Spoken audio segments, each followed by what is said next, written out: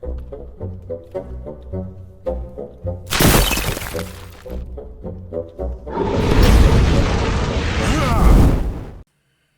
everyone, it is I, Riffraff Hornhelm, and I'm back again with another presentation from the Dwarven Vault, and today we have a monster review.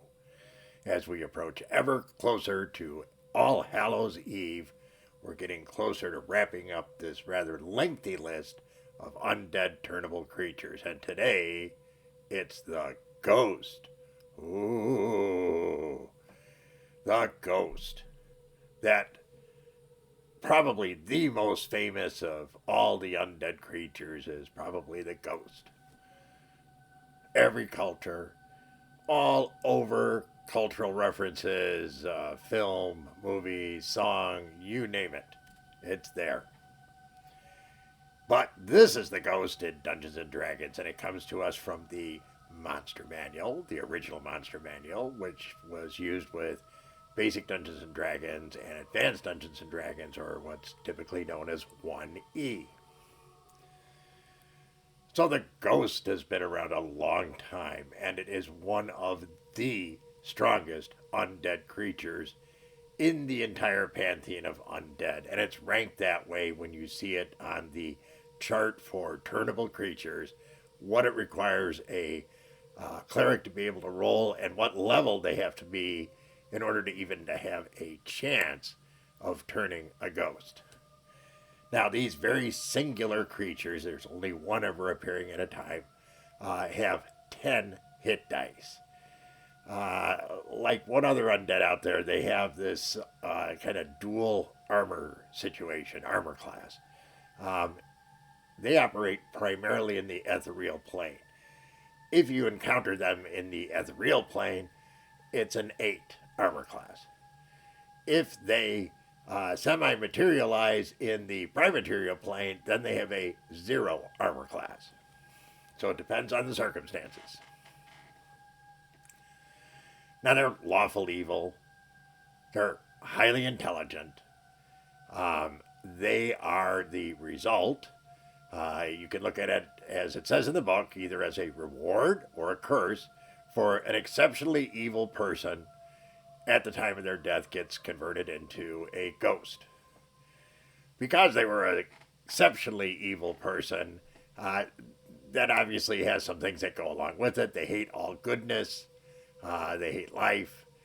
They really are inclined to attack anybody who's living and happy and whatnot. And of course, because they're living primarily in the ethereal plane, you can't really see them very often.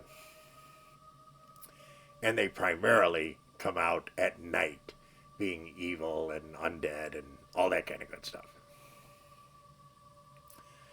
Now, that's not really the same as most film and cultural references, but this is for this game. And like all other creatures, the Ghost has morphed a bit over time, moving from 1E up to the current, transitioning to the next step beyond 5E. The Ghost is a extremely difficult creature to deal with. Now, because they're an evil human that's been converted into this undead spirit, they have some very unique abilities. First off, they're virtually invisible. If they make themselves aware to you in, say, the prime material plane, if you see them, you got to make a save versus magic.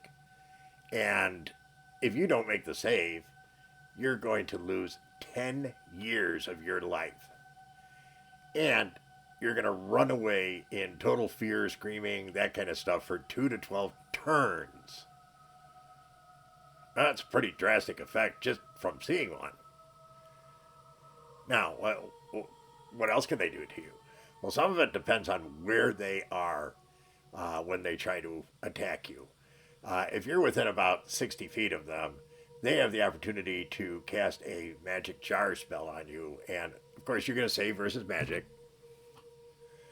But if you don't save, then you're out of commission.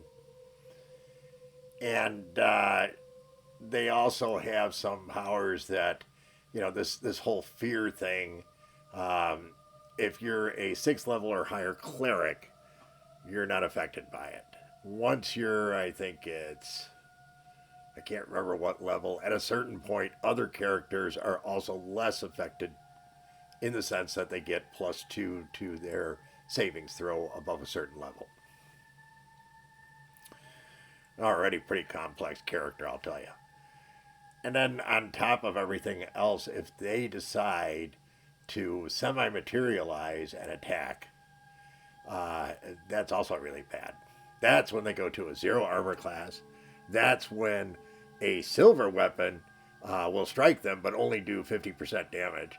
A plus weapon, however, will strike them and appears to do full damage.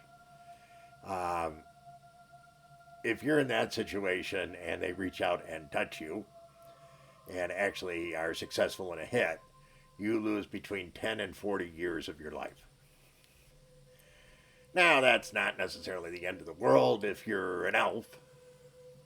Well, it's not so good if you're a human.